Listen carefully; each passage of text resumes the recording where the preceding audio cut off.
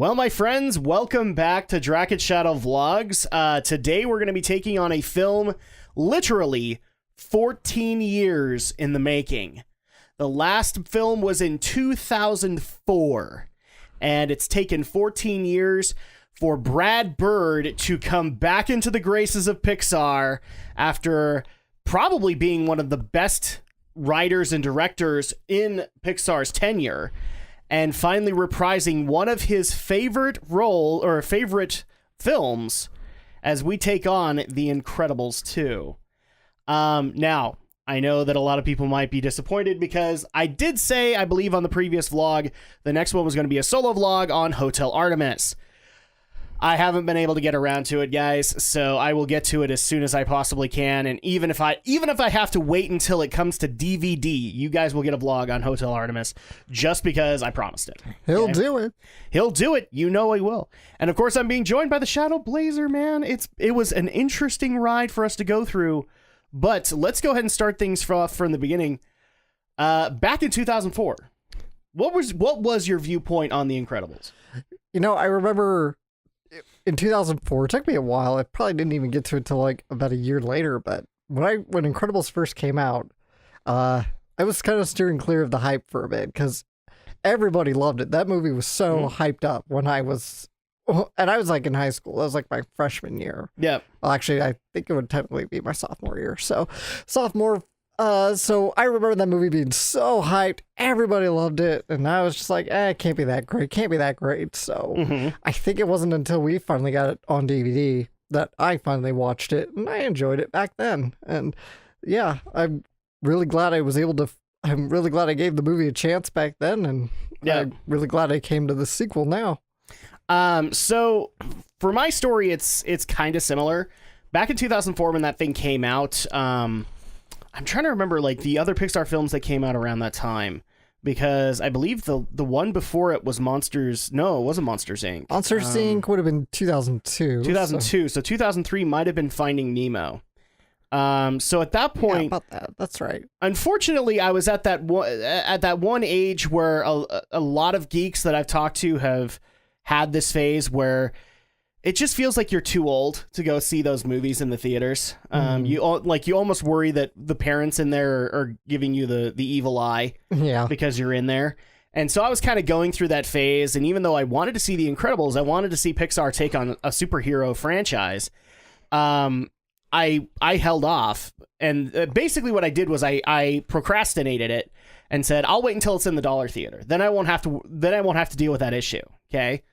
Well, it hit the dollar theater, and I kept on procrastinating, basically. I was just like, I'll get to it.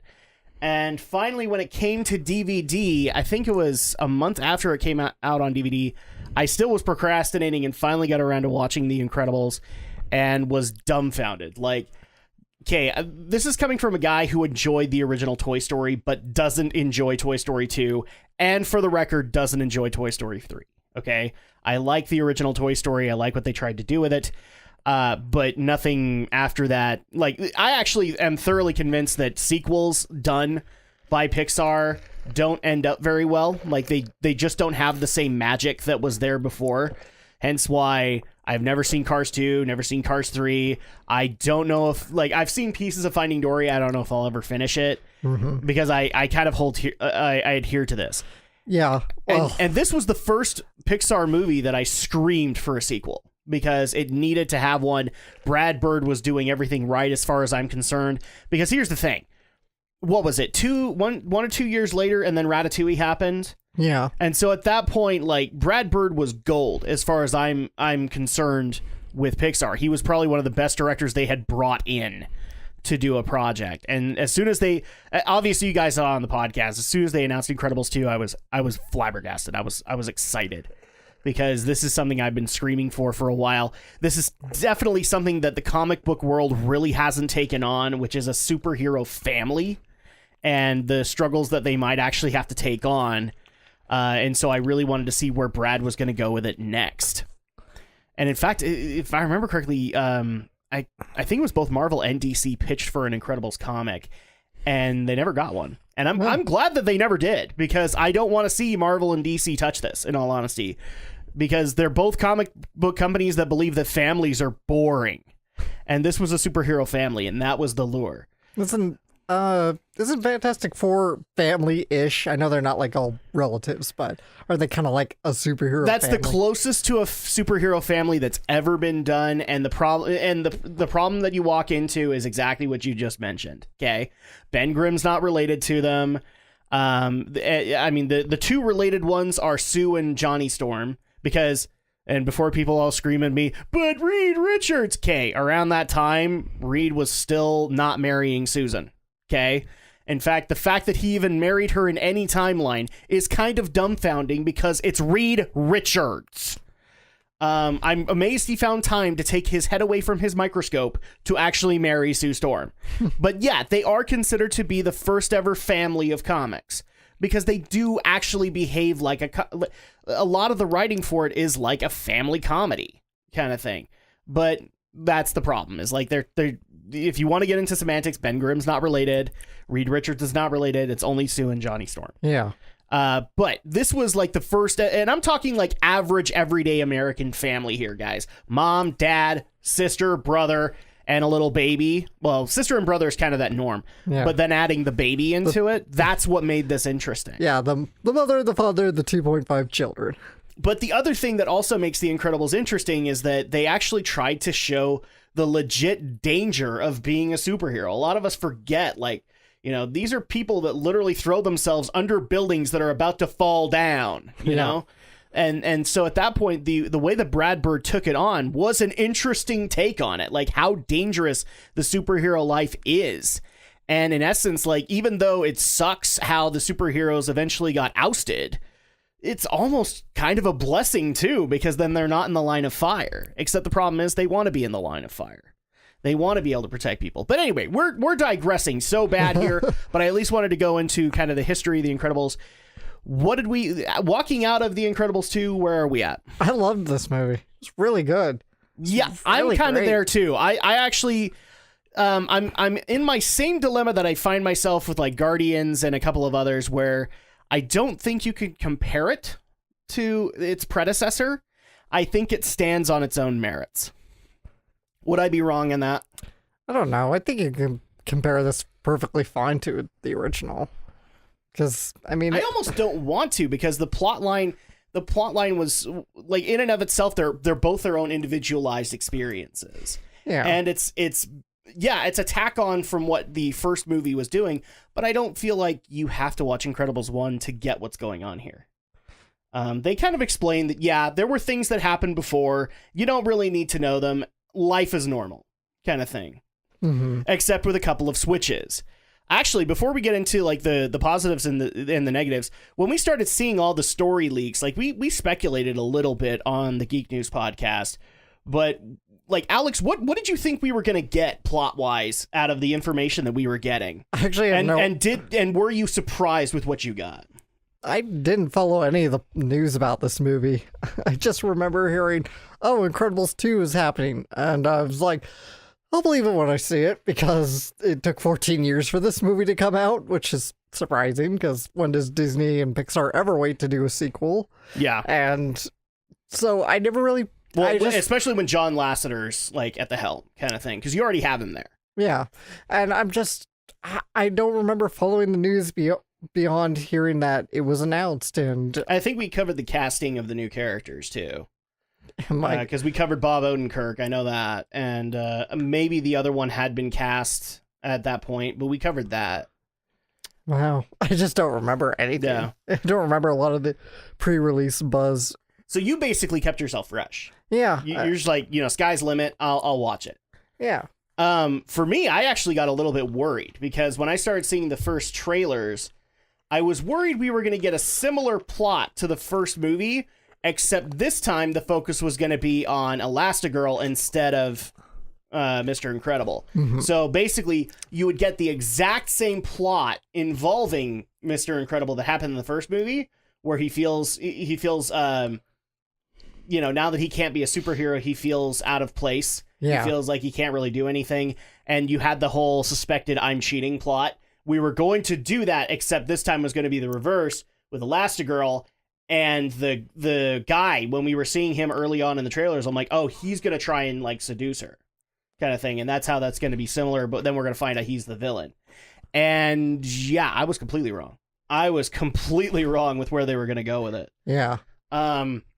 So let's go ahead and get into the likes of the film here. What did you like about The Incredibles 2? It was great to hear the whole cast back again, minus Jack, because I guess they had a child back then, but I couldn't even tell the difference. I would have You mean figured Dash?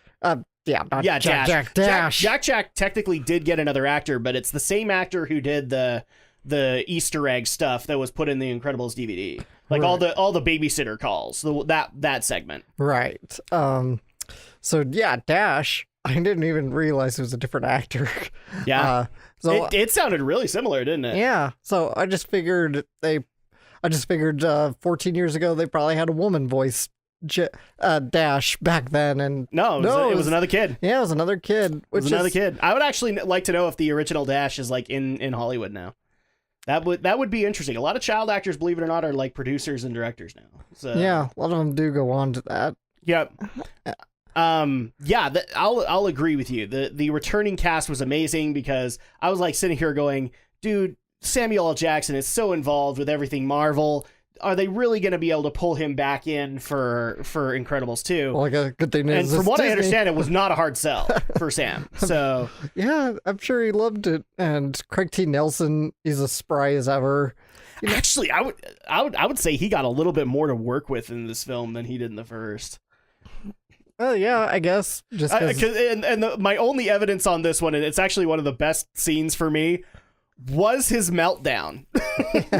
Like him basically melting down and realizing there's way too much going on around him, and he basically him melting down and then them having to call in Lucius or Frozone to kind of calm him down and get him to figure some things out.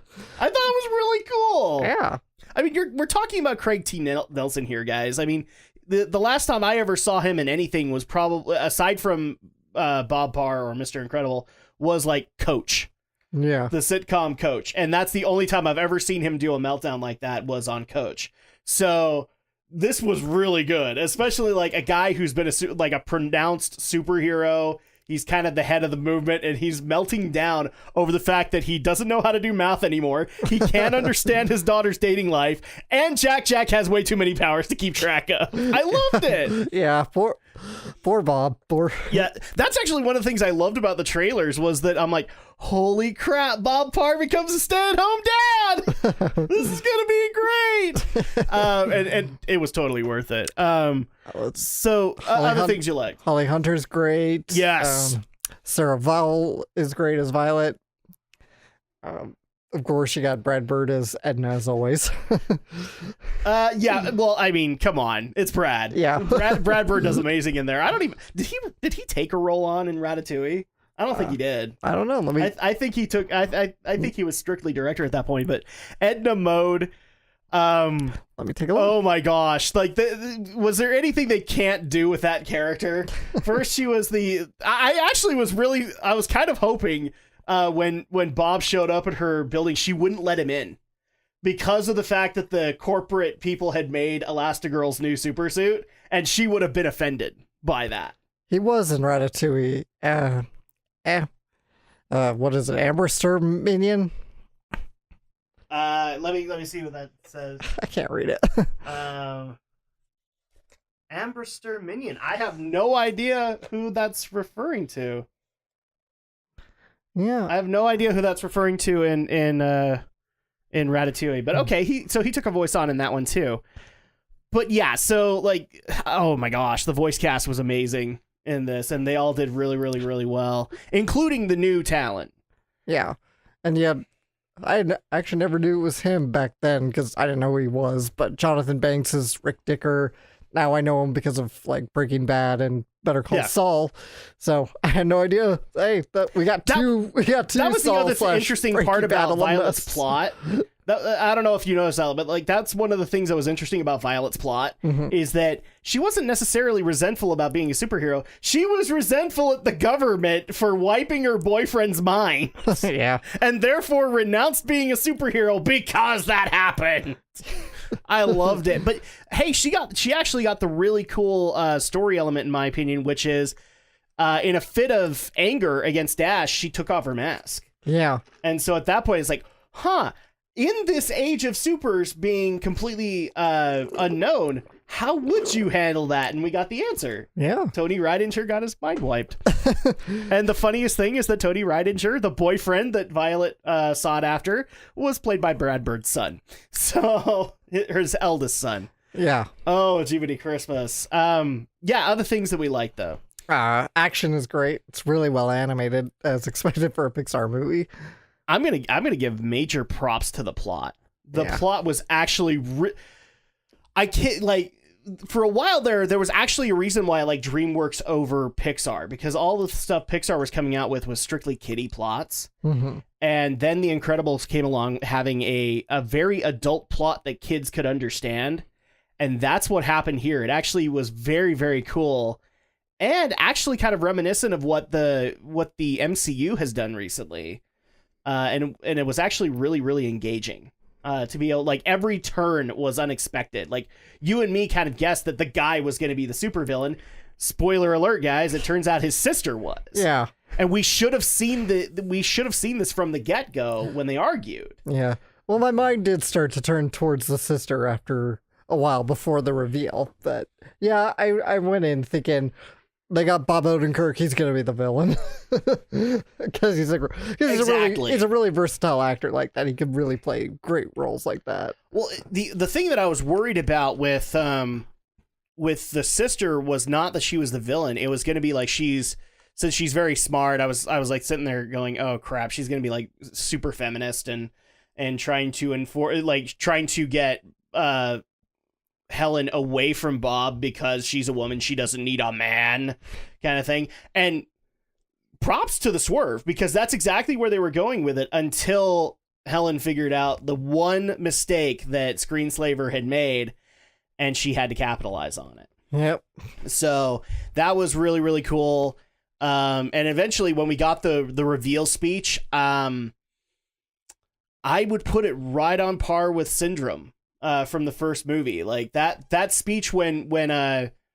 Incredible figures out who Syndrome is, that's actually a really great reveal, and the sisters is, I think, right on par with it. Oh yeah, right? Like that whole, you know what I'm talking about, right? The whole tube of ice speech, that was actually really, really good. So yeah, I'm gonna give major nods to the plot. The plot was amazing to be able to follow. Other positives that we have.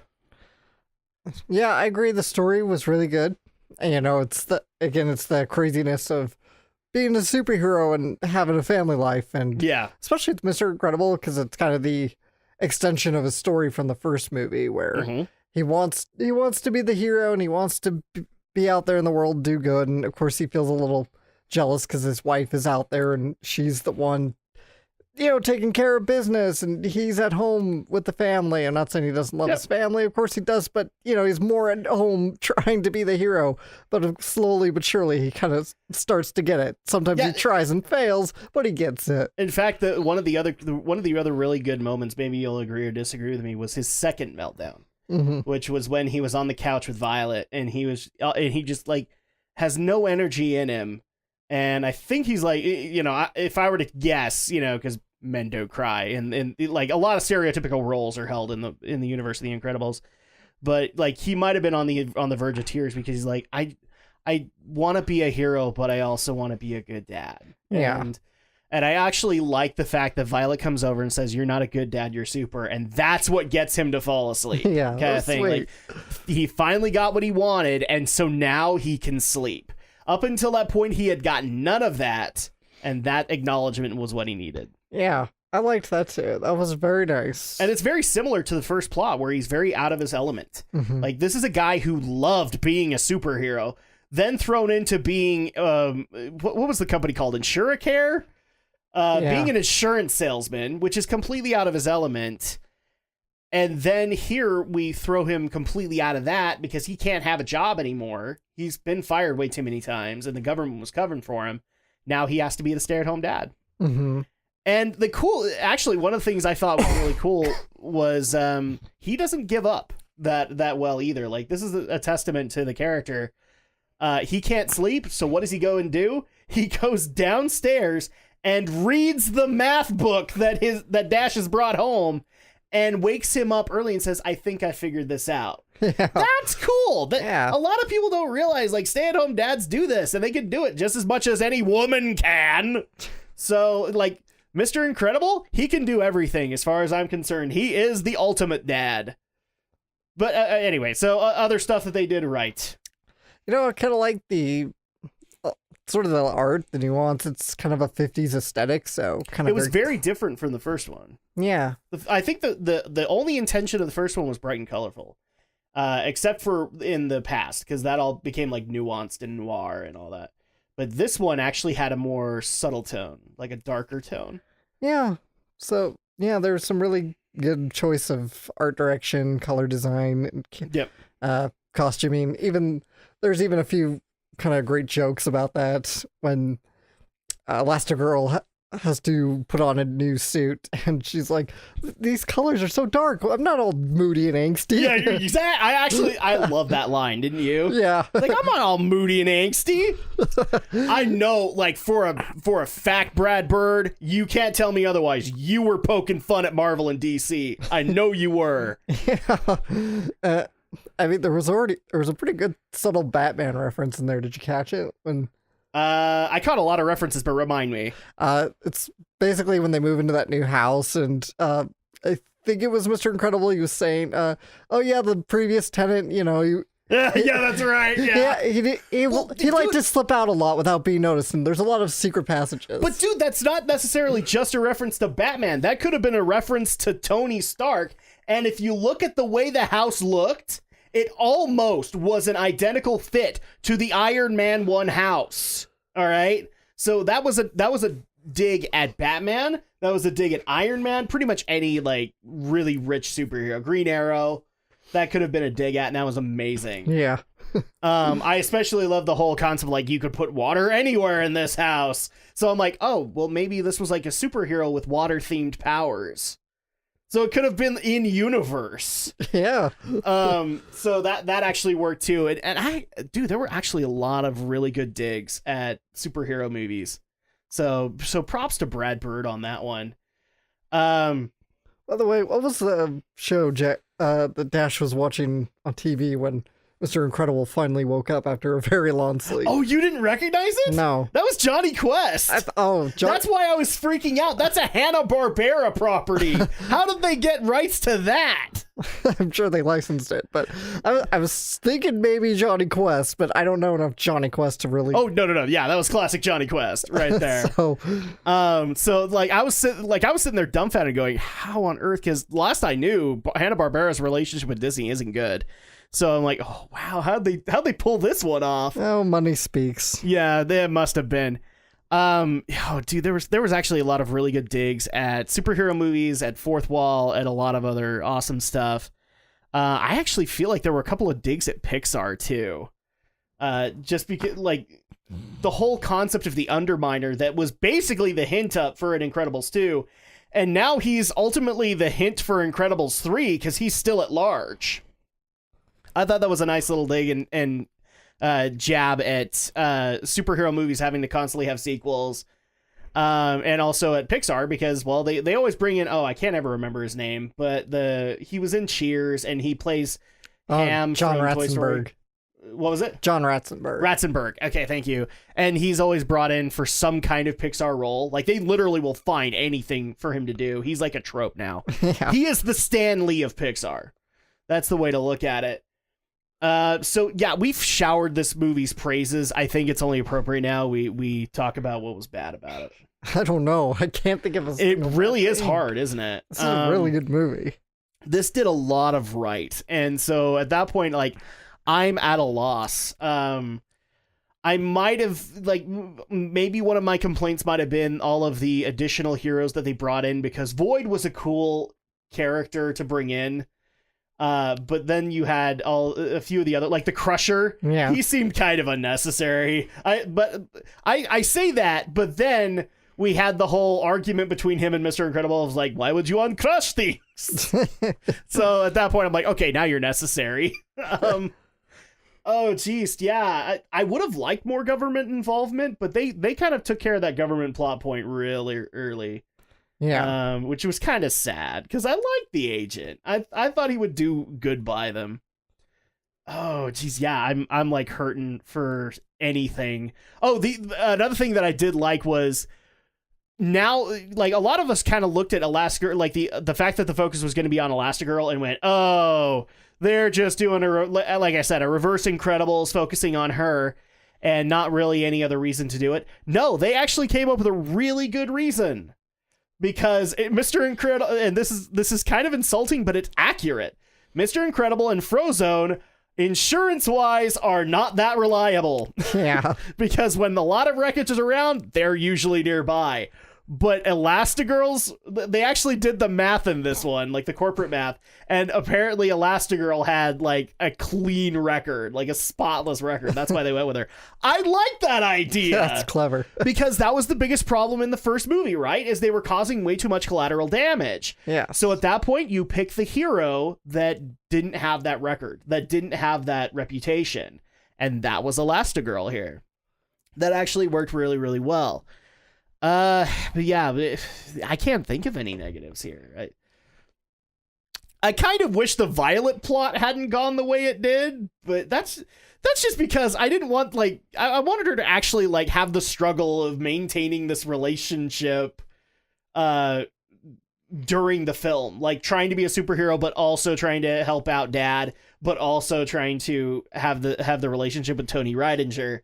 And they just kind of bypassed it and said, no, we're going to instead do this. Yeah, until the end when she... Until the end, yeah. So I'm hoping Incredibles 3, don't troll me on this. I want that plot line. I want to see that happen, because this would be like a reverse Peter Parker situation. It really would be awesome. But yeah, like, I want to say that there was a character that was underutilized here. Not, like, in the family. No, everybody got appropriate spotlight. Dash even got a little bit of spotlight that made sense for him. Like, when the superhero stuff was up, he was ready to go. But when he was doing the school stuff, he was just, like, confused 10-year-old boy. Like, anybody would have guessed. Jack. In fact, the best Jack moment, in my opinion, was the fight with the raccoon. Yeah. That was hilarious, because, like, he's literally looking at a TV at 2 a.m., and he's like, this is how superheroing works. You stop the bad guy. In other words, the guy with the mask. And it just so happened there was a raccoon out at their trash can with a mask. So you got this really cool moment where there were actually a few moments that Jack looked like the villain. Was I the only one that got that impression? Not really. Dude, like that whole part where he lit himself on fire and he started taking care of the lawn chairs. I'm like, dude, that's Terminator right there. That was amazing. Okay, well, I guess we have eliminated the negatives here, so let's just go ahead and get into the final score. You were wondering about the original Dash? Yes. He's actually a musician now. Cool. He does indie rock, power pop. Yeah, he's a singer. There you go. All right, well, let's get back to, so we couldn't really come up with any negatives, so I guess the score is going to be fairly high. Where are we at? I'm going to give this a 10. This is really good.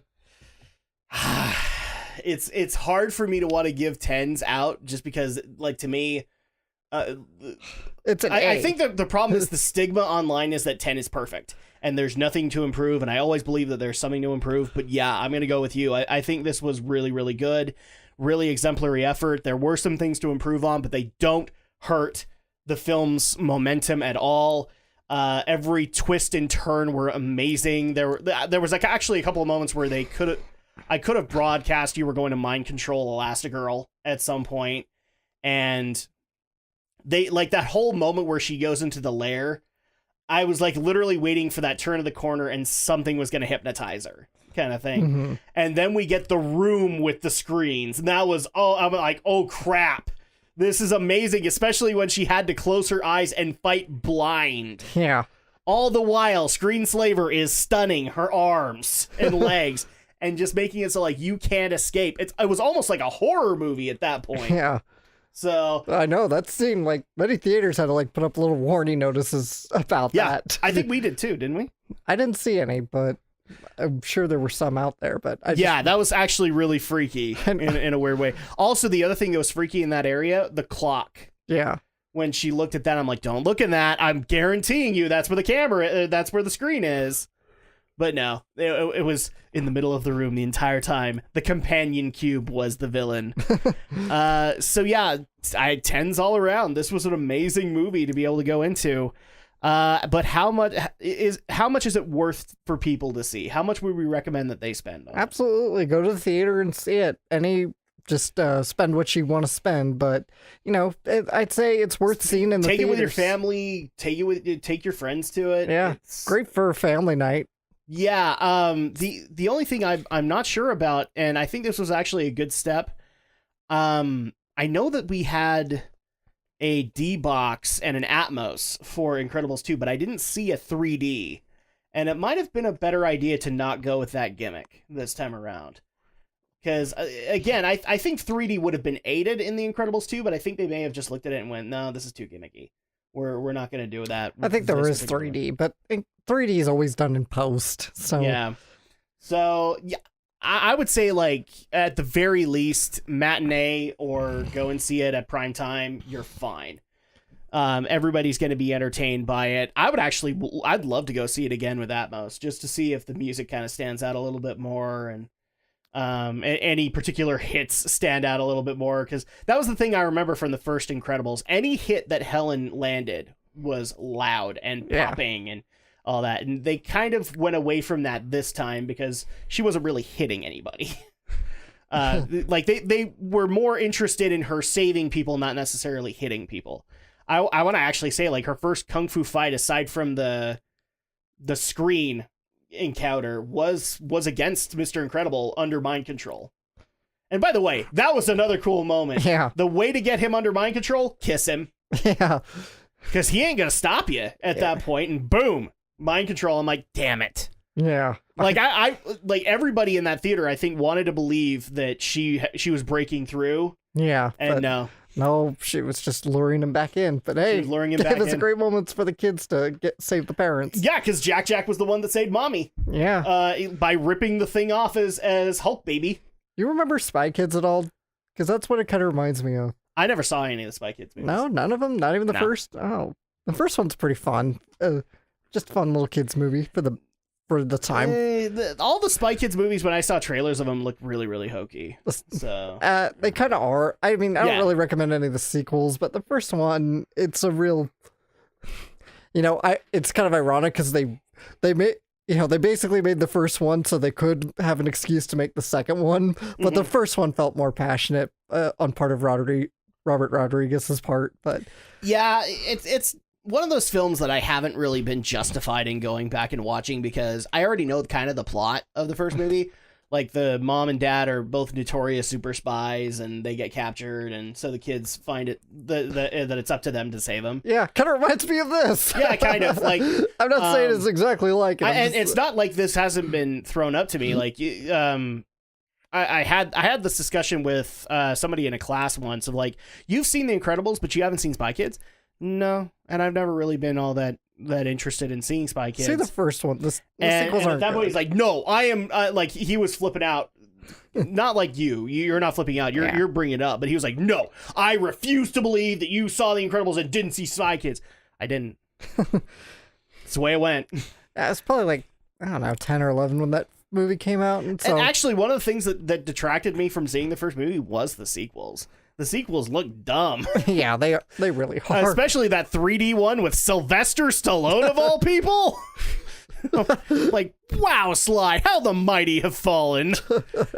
And the other thing that was also kind of the linchpin of why I would never see it was Shark Boy and Lava Girl. Oh God, that was so dumb. Because I'm just like sitting there going, okay, I know that this is a prominent director that's doing all this, and I think he did the sequels, didn't he? Yeah, he did this is a prominent director. Has he just run out of ideas at this point? Is the marketing department running these films? Or is he just having massive ADD and this is what he wanted to put on screen? I don't know. Yeah, that's the weird thing about Rodriguez. It's like he could either be like, yeah, I'm ultraviolet for adults. And then he's like, I'm gonna make something for my kids now. Then I'm gonna go back and make something ultraviolet. Now I want to go back and make something for my kids again. Yeah. He's really weird like that. We'll see how he does with Battle Angel Alita. He's basically a younger version of Steven Spielberg in his 30s and 40s, where because Steven's done that. Yeah. Steven, like, all of a sudden, I want to make games for my kids. No, I want to go back and make serious films. No, wait, I want to make games for my kids again. Except he was doing that at like 40, 50, something like that. He's still doing that. Yeah, he's still doing it. So at that point, it's like, Robert Rodriguez, you are a younger version of Steven Spielberg at this point. All right, so I think we've pretty much hammered this thing to the ground. Go see this damn movie. Go see Incredibles 2. Go see it, for crying out loud. Like, even MCU and DCCU fans will appreciate the nods and digs that this movie took on them. 14 years to wait. It was worth it. It really was. Let's hope we get an Incredibles 3 sooner than 14 years down the road. Confirmed. Incredibles 3 in 10 years.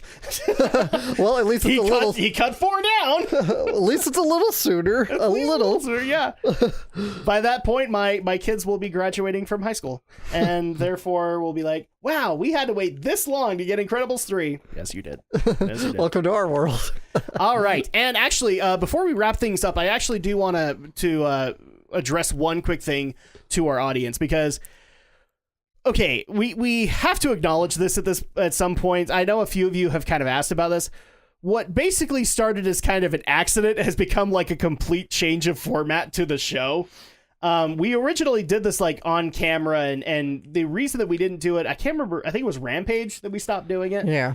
Was just because at that point, like, we already had enough difficulties, so we decided not to do it. And now we just don't do it on a consistent basis. So I want to make sure that this is okay with you guys, that we aren't pissing you guys off by changing this format. I know a lot of you guys will just go, well, do what you feel is best. But this is definitely one of those things where I would like to have you guys' feedback. Do you want the camera back, or does this work perfectly fine for you guys? Not a big deal, but, you know, feel free to leave a comment just to let us know so we can make sure to continue to give you guys what we want, what you guys want. And let's see, the next one that we actually have is it just barely came out. We're a week late on Incredibles 2.